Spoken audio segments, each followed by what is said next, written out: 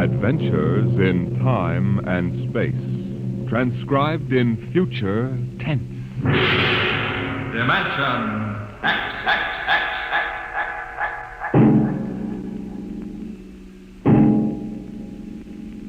In the beginning, there was Jordan, thinking his lonely thoughts. Out of the loneness came a longing. Out of the longing came a vision. Out of the dream came a planning.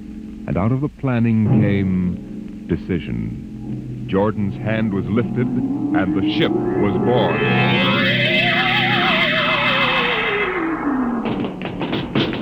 You, look out! Are you all right? Yes, it missed me. What was it? A mutant with a slingshot. I think it dashed down that passageway. You want to go after it? We'd never catch it, Alan. It's probably 12 decks above us by now. I didn't think they ever came down this far. Patrols usually get them before they reach this level. They get more daring with each generation. This one looked like a female. Male or female, it might have killed us. I told you this trip was pure foolishness. Climbing 24 deck levels to hear a crazy old man rave. We're almost there now. Compartment X15, level 24. This is the place. Whew. This area smells as if it hadn't been visited by a sanitation crew for generations. Part of the ship is almost deserted.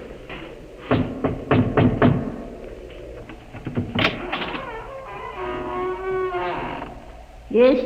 This is the compartment of John the Witness. Who are you? My name is Hugh Hoyland. I'm a cadet from the scientist barracks. This is my friend Alan Mahoney. What do you want of John the Witness? Only to talk. Are you a believer in Jordan? Naturally. I have heard that there are those among the younger scientists who doubt the word of Jordan. To doubt is death. We're not heretics. Enter. I have brought a gift of tobacco, grown on the richest level. It smells good. I assure you it's the best. Wait here. What a rat's nest. Shh. What the devil do you think he can tell you? I don't know. Now, hush.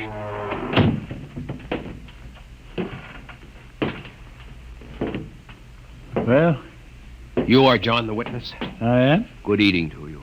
I am Hugh Hoyland. This is my friend Alan Mahoney. What brings a gentleman of the scientist class to my humble apartment?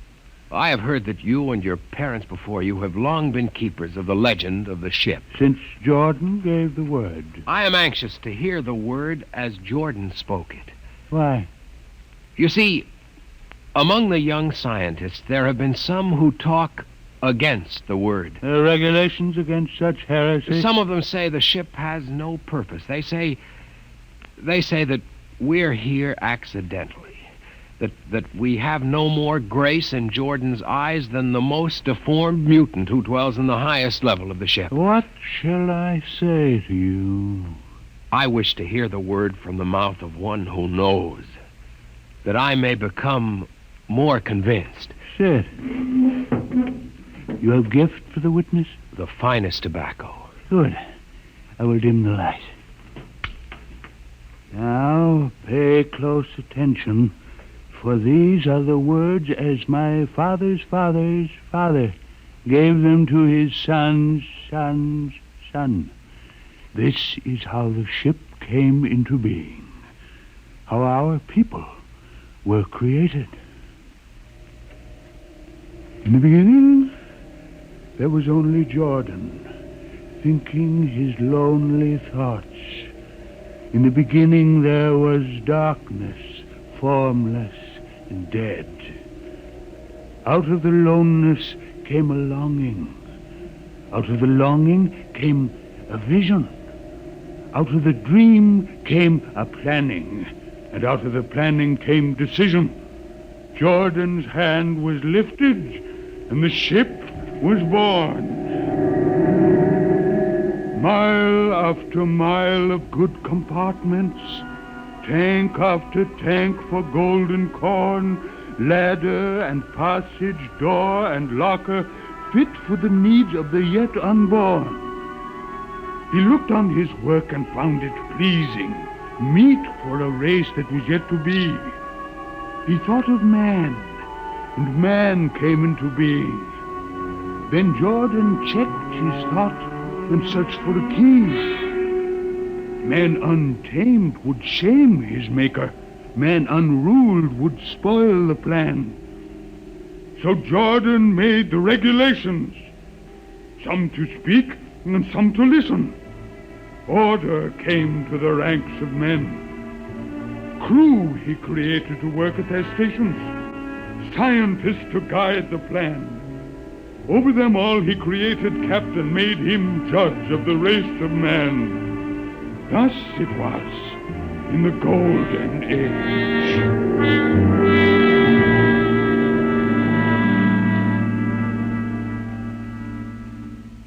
These are the true words? As my father's father taught them. But what of the strange beast-like people on the upper levels of the ship? Surely Jordan did not create them. Jordan is perfect. All below him lack perfection. You have heard of the legend of Huff? I have heard that he mutinied against Jordan. Darkness swallowed the ways of virtue. Sin prevailed upon the ship. And before wisdom prevailed and the bodies of Huff and his followers were fed into the converter, some of the rebels escaped and lived to father the mutants.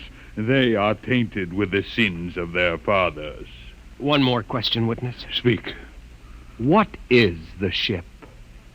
The ship is a great sphere, 25 kilometers wide and 100 levels deep. I know that, but what about the upper levels? The regulations forbid us to venture into the upper levels, but it is said that beyond the levels of the mutants lies the forbidden place where Jordan's spirit prevails. So I've heard. But something troubles me. Something which prompted my coming here. Yes, my son. What lies beyond the ship? What? What lies beyond the ship? This is heresy. Answer me. I will not permit such talk.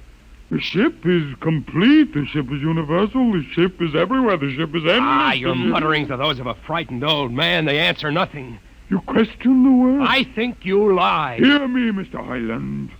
For what you have already said, I can have your body fed to the converter, your soul launched on the endless trip. You threaten me. You, for Jordan's sake. You think I fear this dried fig of a man? You. Sir, my friend is impetuous. He doesn't understand. I might be persuaded to forget a substantial gift. You pig. You. Come on, Alan. The sight of this so-called holy man offends me. No, you shall not leave. Look, don't try to frighten me with a gun, old man. Remain where you are, heretic. I warn you, put down the gun. No. No closer. Drop it. Very well, then. Death to the heretic. Alan, get him! Is he dead? I don't know. Come on, Hugh. We've got to get out of here. Now where? We can't go back. They'd feed us into the converter. What's that? The old woman must have turned in an alarm. Come on, the patrol will be here in no time. Where can we go? The upper levels. But the mutant. We'll have to take our chance. Listen, that's the patrol we've got to climb. There's a hatchway. Down the corridor. Quickly. Halt! Halt, do we fire? The ladder.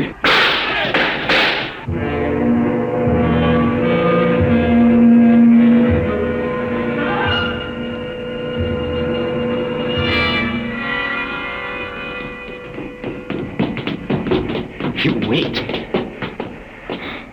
How far are we from the outside wall? Judging by the slope of the deck, about 2 miles. Mutant territory. Come on, we'll try this passageway. Hugh. What? I don't know. I feel as if we're being watched. It's your imagination. Perhaps not. Oh! It's only a ship's rat. Get a grip on yourself. This is as big as a dog. Come on. I can't drag myself much further. We've got to find a compartment with water. Oh, if only you hadn't asked him that stupid question. There's no use going over that. Why did you do it? Why? Alan, I've been thinking about it for a long time. And when he began to give me those stupid pat answers, well, I just saw red, I guess. But who are you to question the ways of Jordan? When you asked me to go with you to visit the witness, I thought you wanted spiritual help. I never dreamed I'm that sorry, Alan. I couldn't foresee this. I didn't know it. Wait a minute. Oh, what? Another shipwright? No. I thought I saw something move near that bulkhead. I didn't see anything. Maybe my eyes are going bad still. Listen. You behind! Alan, look out!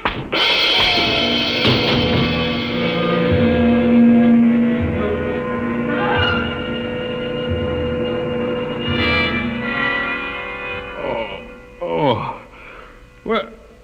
Where am I? What are you? Get away from me! Alan! Alan! Look out for that knife! Stay away from me! Alan! Alan! Don't kill him, Bobo. Not yet. Who are you? You must forgive my friend Bobo. Like so many of my people, he's rather impetuous where members of the so-called super race are concerned. Who are you? What place is this? As you can guess from my leg, I'm a mutant. Where is Alan? Your friend is dead. I was not able to restrain my people in time to save him. Why don't you destroy me and get it over with? We do not kill for pleasure, Mr. Hoyland, only when necessary. You know my name? I read your identification tag. Who are you? Mutants can't read. My name is Gregory. I'm a leader of my people. Although we are unfortunate in our heredity, Mr. Hoyland, many of us are quite intelligent. Why do you live like animals? We would rather live like free animals than like regimented slaves, as you do. I've heard that you practice cannibalism. Undoubtedly, you hear many things about us. We raise our own cattle on the upper levels, and those of our people who choose to farm raise enough crops for our small population. You turn your head. Why? This one. I've never seen a creature like him. Bobo is an unfortunate. He was born without the power of speech. How can you tolerate a monstrosity? We have learned to live with difference. If we began to destroy our imperfects as you do on the lower levels, there would soon be no one left. It violates the regulations. The word of Jordan You know, states... Mr. Hoyland, your people are really primitive and barbaric. You dare say that to me? I dare say a good deal more. Let us go to my compartment and speak further. I'm always interested in information of the lower levels. I won't give you any information. Bobo, I want Mr. Hoyland in my cabin, please. Hey. I would advise you to go quietly, Mr. Hoyland. Bobo has a hatred of superior beings, which is unfortunate, but quite understandable. Proceed.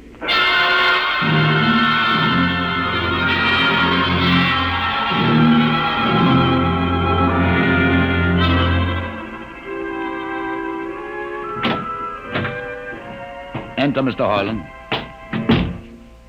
This is where you live? Yes. But you have books. Stolen from your libraries, Mr. Hoyland. Compton's Astrophysics. The Philosophy of Interstellar Navigation. Celestial Mechanics. You have read these? Most of them. Why did you bring me here? What do you intend to do? Do you believe in Jordan, Mr. Hoyland? There is no other belief. And the trip? I suppose you believe in the trip, too. Well, what else is there to believe? When you die, your remains are fed to the converter, and your soul makes the trip. And where does the trip take you? Why, to Centaurus, of course. Huh? And what is Centaurus? Why, Centaurus, mind you, I'm just telling you the orthodox answer. Centaurus is where you arrive when you've made the trip. A place where everything is happy and everybody's happy and there's always good eating. It's mythological, of course. And you believe this? The peasants believe it, literally, but many of the younger scientists like myself know that it's figurative, symbolic. Why do you ask? Didn't it ever occur to you, Mr. Hoyland, that the trip is exactly what your peasants believe it is? That the ship and all the crew were actually going someplace, moving? The ship can't go anywhere. It already is everywhere. Imagine a place bigger than the ship, much bigger, with the ship inside it, moving inside. But there can't be any place bigger than the ship. There wouldn't be any place for it to be. Oh, for heaven's sake. Listen, you know the lowest level? Yes. If you started digging a hole in the lowest level, where would that hole go? Where would that... Oh, no. No, it's forbidden to think such a thought. Where would it go? No. No, I can't think about it. Bobo. Bobo, we're going to take Mr. Hoyland to the place. Where are we going? To the top level. But it's certain death. Nonsense. I've been there 1,000 times. Come along. No, I won't. You can't make me. I think we can. Now, shall we proceed peacefully, or shall I have Bobo persuade you?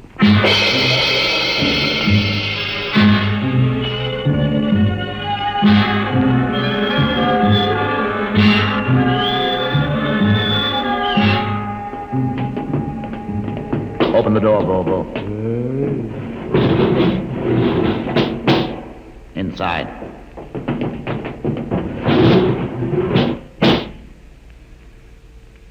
What place is this? This, Mr. Hoyland, is the main control room. Why, Mr. Hoyland, you're trembling. It isn't true. There is no such place except in mythology. Oh, you younger men are so wise, Mr. Hoyland, except for one thing. This happens to be the main control room of the ship. But it's nothing but a huge room with an instrument panel. What did you expect? How do you know this is the main control room? See these instruments? Using them, the navigator, many hundreds of years ago, actually steered the ship on its voyage. I don't understand. I didn't suppose you would. Your people have been so steeped in superstition and ignorance that the whole concept has lost its meaning. Sit in that chair. Don't be frightened. Sit down. Very well. Look up. What do you see? Nothing but a huge shield. Watch it for one moment, Mr. Hoyland.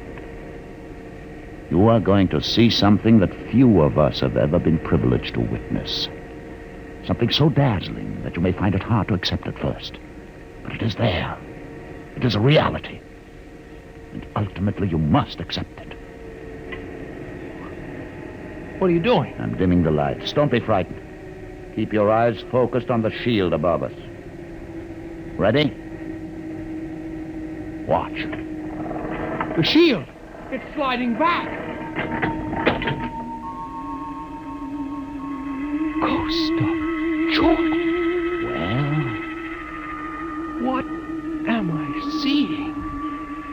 The universe, Mr. Hoyland. The universe in all its beauty. The stars, the planets, the suns, the moons, and the constellations. This is your heritage, Mr. Hoyland.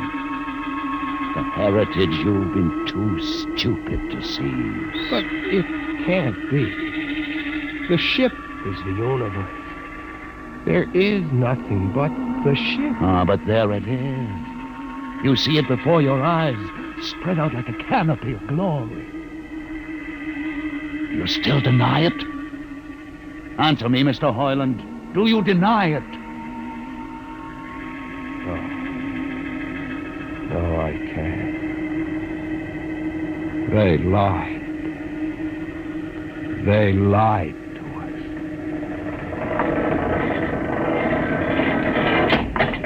Good. Why did you close the shield? You will see it again if you're not afraid. I'm not afraid. Many times. I've shown this to others of your people whom we captured, and though they saw it before their very eyes, they would not believe it. Tell me about it. Tell me about the ship, about the universe. What are these things? How did this come about? Many thousands of years ago, on a planet like those you've just seen, a planet called Earth, a scientist named Jordan decided to build a ship that would carry men from one planet to another. For many years, Jordan and thousands of others studied and planned. And when they were finished, they built the ship. A ship so large that it had to be assembled in its own orbit beyond the place called the moon. 60 years it took them to construct. And when it was finished, a whole new science had been conceived. Then the trip was begun. The trip that was to land a colony of Earthmen on a far-off planet called Centaurus, millions of light years beyond the furthest planet ever reached before. How do you know these things? Among my books are the log which Jordan himself kept. and the records of the journey for the first 40 years. What happened? There was a mutiny. A man named Huff led a rebellion of those who wanted to turn back.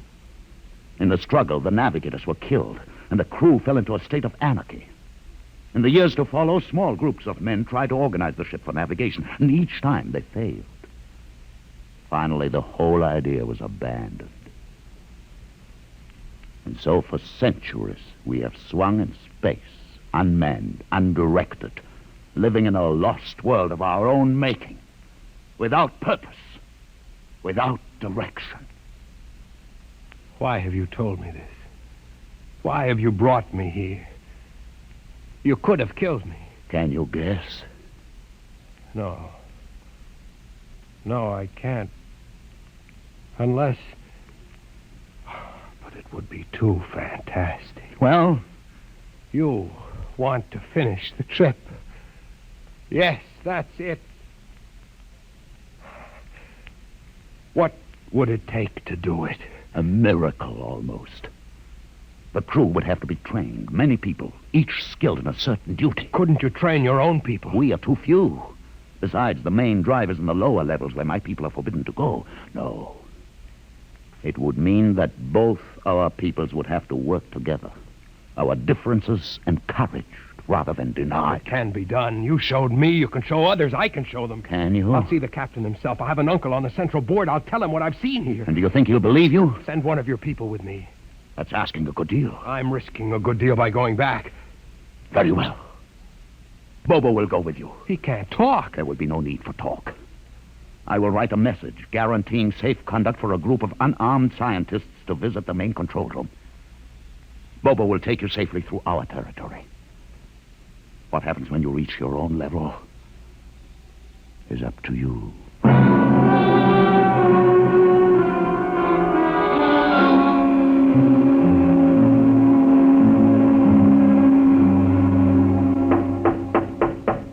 One moment.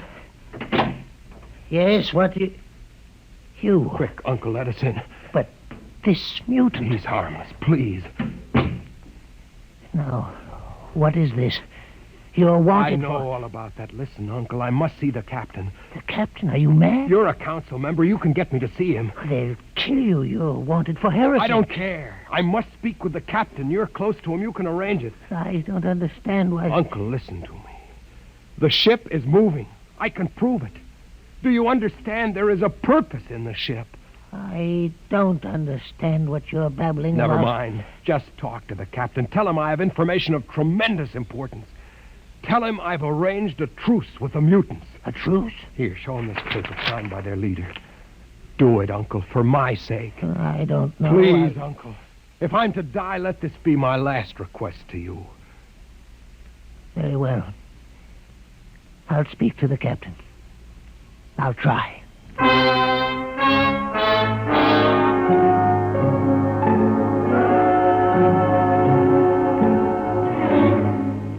And you say, Mr. Hoyland, that you saw this with your own eyes? I swear it, Captain. I swear it on the word of Jordan. Let me see that paper again.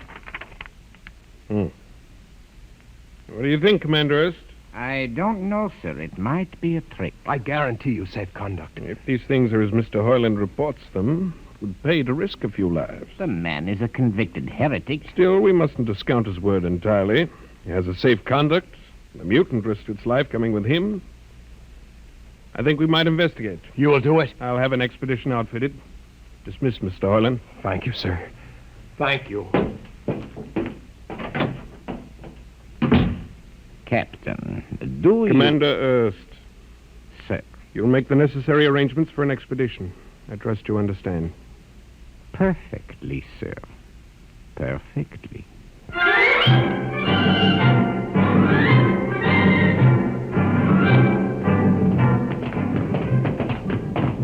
Lieutenant, Mr. Hoyland. you'd better halt your men here. This is the spot. Patrol, halt. I see no welcoming party of mutants. There will be none. Their leader will meet you inside the main control room. You don't say. And just where is this main control room? Beyond that door. I see. All right, men. Ready arms.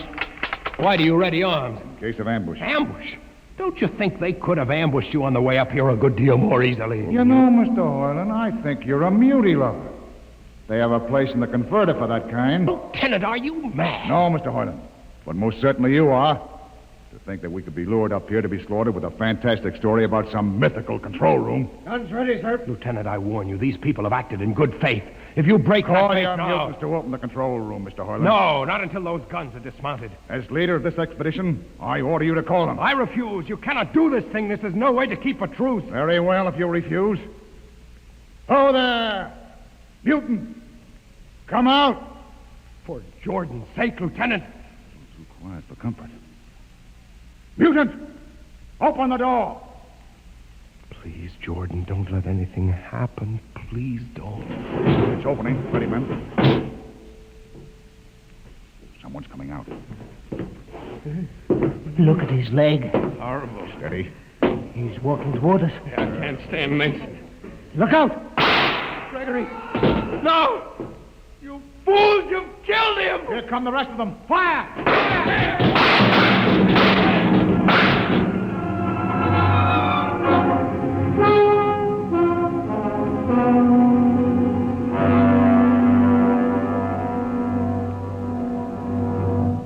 That should teach them a lesson they won't forget. All right, men. Inside the room. Hoyland, you're under arrest as a conspirator in this ambush. Ambush, you fool, you blind, stupid fool. That'll be enough. Have you been inside this place before? Yes. What's all this machinery? These are the controls he would have used to steer the ship. He's gone out of his mind, Lieutenant. Steer the ship? Who? The leader. The one you killed. This ugly mutant? This ugly mutant happened to be a man of true greatness. You're mad. Am I? This man had a vision which could have saved you, but you chose to kill him because you couldn't stand the sight of his difference from you. I'll not listen to these ravings. Close your ears. Shut your minds against the conscience that tells you it's wrong to kill. That tells you that your need to be arrogant only proves your inadequacy to yourself. Shut him up. Don't listen to him, man. You can't shut your ears. My words sting you. You cannot shut your mind. And you cannot shut your eyes. Don't do this! The roof. It's moving back. Look. Let the vision of this confound your ignorance and blind your eyes. This is the heritage you tried to stifle in your own breasts. This is the heritage of stars and open skies for which men have yearned for centuries. Try to destroy this, and you'll only destroy yourselves. Death to the heretic. Kill me if you choose. But I say to you that this you cannot keep from our people, that they will seek it out, and the ship will be manned, and the ship will be steered, and there will be freedom and purpose and respect for ourselves. This is your heritage. Look upon the universe. Kill him! Kill him! Kill him!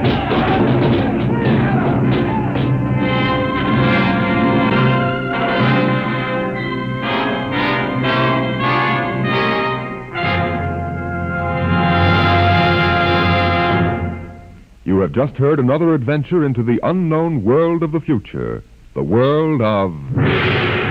Dimension X.